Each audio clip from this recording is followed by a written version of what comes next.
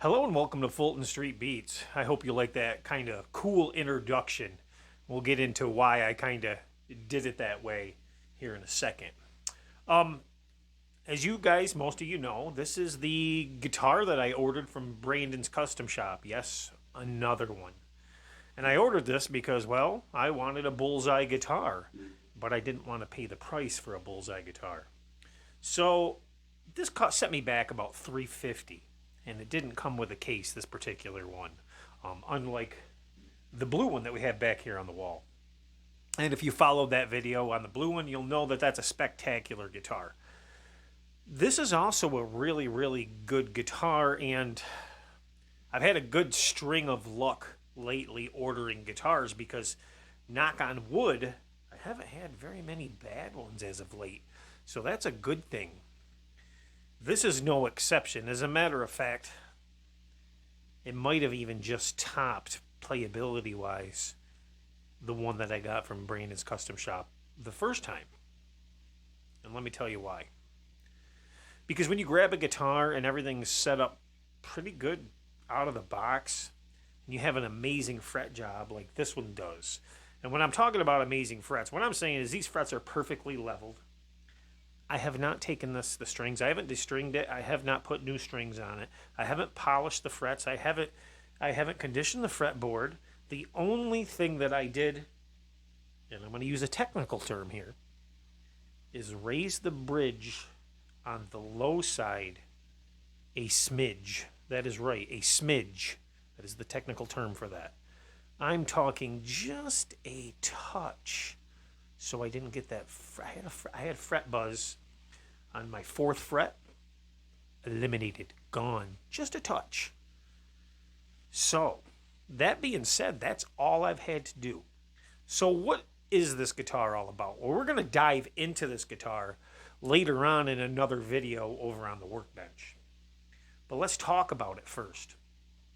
So it has gorgeous inlays. And one thing I notice is on both guitars, the inlays are really, really nice. There's no filler that's really visible around the inlays. And a lot of times we'll get guitars and they'll have filler around the inlays, and it's kind of an eyesore. These are perfectly straight, no visible filler. Is the guitar perfect? No, there's a couple imperfections on it, but that's to be expected with any guitar, really. Now, it does have Grover labeled tuners. I haven't taken the white off, yeah? And the little stickers on the end. Are they real? I don't know. They hold tune really good. One of the tuners has a bit of a, it's not a pitting, but more of a blistering on it, just a touch, and I'm nitpicking. So, I don't want you to think that, oh my God, that's got to be terrible. I'm really, really nitpicking because it's my job to tell you guys exactly what's going on with every guitar. Now, the binding on this is really, really nice, front and back. Beautiful binding, very good job. The BullsEye effect is really nice. Gold hardware, really nice. Gold screws around the EMG labeled pickups. That is proper silver and gold in labeling. Are they real EMGs? Brother, I don't know, but I'm going to tell you what. They sound the part. And by the way, this is not an active pickup guitar. But it sounds like it is, which is really strange to me because it's a squealer. I think that the nickname for this guitar should be Piglet because, I mean, it squeals. You saw me doing that little blues introduction. What I did there, that was in standard tuning and with a bit of reverb, and pretty much that's all you're getting. Running through a 5-watt little amp, and like I said, my audio interfaces, got everything I need to run them on the way. One will be here today. Probably by the time this video goes up, I'll already be running through it for another video, but not this one. So anyhow, switches. Well, I don't really want to give it away. What's it got for pots in it? Yeah, let's dive into it in the next video so I can show you, so you know exactly what we're looking at. And I guess the main thing about this video is how it plays like butter. I mean, it's just an amazing playing guitar. The switch is solid. The color is magnificent. It is a cream. And I love what they do with the headstock on these. I love this headstock design. It's very symmetrical. And that black with the cream and the white binding really just set it off, and the gold hardware. I'm a big fan of these BullsEye style guitars, and it's funny because I never realized the Twilight Zone connection with this particular guitar. Now, Zakk Wylde, when he, the original BullsEye guitar, he was going for more of a psychedelic look, and he didn't really care for the first look, and which is why you now have the Vertigo. But so this one was kind of the style was a mistake, which is kind of weird because this is a Twilight Zone style, and that's why I did that intro. And I want to thank Timmy for that. Timmy, if you're watching, once you said looks like a Twilight Zone guitar, I decided to enter that dimension and check it out. And you're right, it really, really gives me that feel when I'm playing it. So when I'm playing this guitar, and I'm going to get to that in a second, you lose yourself. That's a good thing. There's not many guitars you lose yourself in. And this is one of them because it sounds so freaking good. No matter what you're playing through. But if you miss notes, it's going to let you know because it's that articulate when it needs to be. And it's a real screamer when it needs to be too. So let me reach back here. Grab one of these picks here. And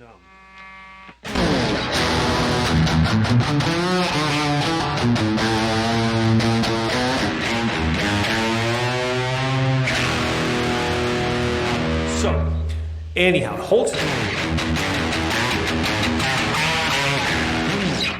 it holds tune really well, and that's the cool thing about this. Holds tune. What strings are on it, I don't know. They'll serve the purpose until one of them breaks, and then we'll change them over because they actually sound pretty decent. Same as the other guitar. I don't like just wasting strings, especially when it sounds good. And yes, it's going to sound better with Slinky 9-42s like I normally run, but it's not broke, and I don't plan on, I'm not going to do the frets on this or polish the frets or condition the fretboard until I change the strings. That's just how it's going to be, and we're going to have to wait to dive into these EMGs to see what's going on in there until I do that too.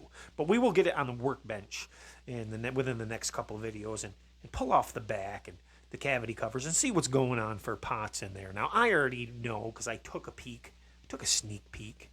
And it's probably not what you might think for such a good playing guitar.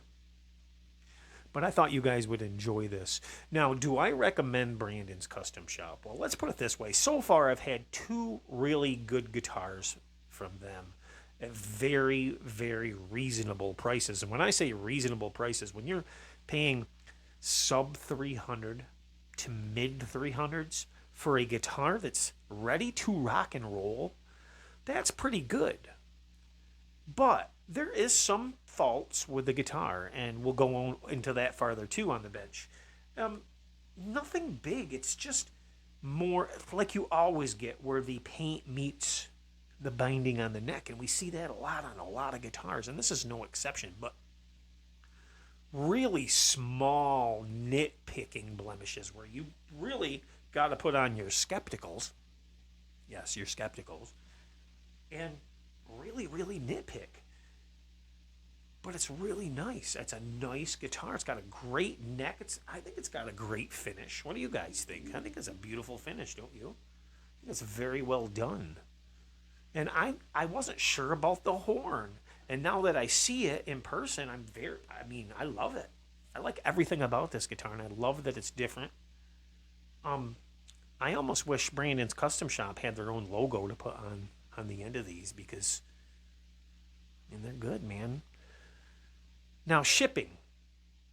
As with all guitars, I am always nervous about when guitars come in boxes, and this was no exception. Now, I have an unboxing video, and I haven't put it out, and I'm debating whether I'm going to, but I was really scared because the switch lever was through the box, and there was a big hole in the back, and luckily there was no damage anywhere. But man, that was an iffy one. I really wish people selling guitars would at least put them in another box, even if it's a tight forming box. just something else to have that added protection. And like almost every guitar seller or manufacturer is guilty of this, almost, with a few exceptions. I mean, your high dollar ones, of course, they pay for the package, but my Jackson Rhodes was a really inexpensive guitar, less than this one, and it came very well packaged. So I don't think there's an excuse for that. Double box it.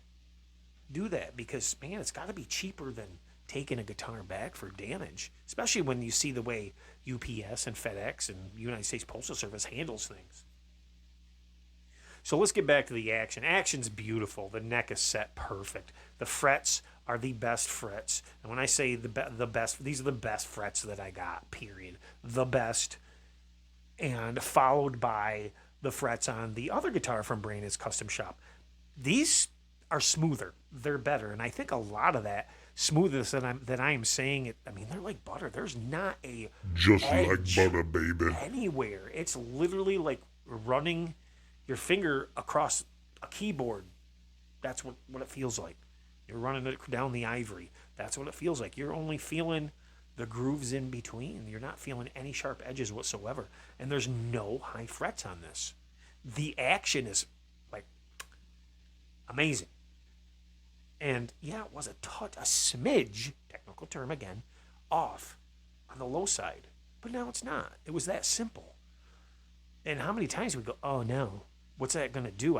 I'm going to do this and I'm going to chase things. There was no chasing. It was just a little turn it needed. And I'm very, very excited about that. So guys, I hope you enjoy that introduction to this guitar, because it's a great playing guitar. And let's talk about that for a second. So I took the guitar out of the box. I haven't even cleaned this guitar yet. I've done nothing to it but tune it up. So that video that you just saw on this guitar was the first time I laid hands on the strings and played it. That's right. I said, hey, let's throw in a backing track, jam some blues, tune it up once, jam some blues. And I don't think it came out of tune much for new strings either. So that's pretty cool. That was the first thing I had a toddy in the studio, sipping on the toddy. I said, let's play it.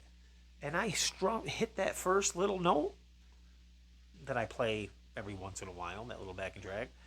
And I just improv'd the whole thing, and it just felt good. And I said, hey, we caught it on camera. Let's put it out there. And then we said, man, that's the BullsEye guitar. That is a Twilight Zone guitar, right? I mean, that's what it is. It's cool. So guys, I want to thank you for watching Fulton Street Beats. Make sure you hit that like button, share, and subscribe, because I want to get those YouTube algorithms up. And remember, we have that gem giveaway.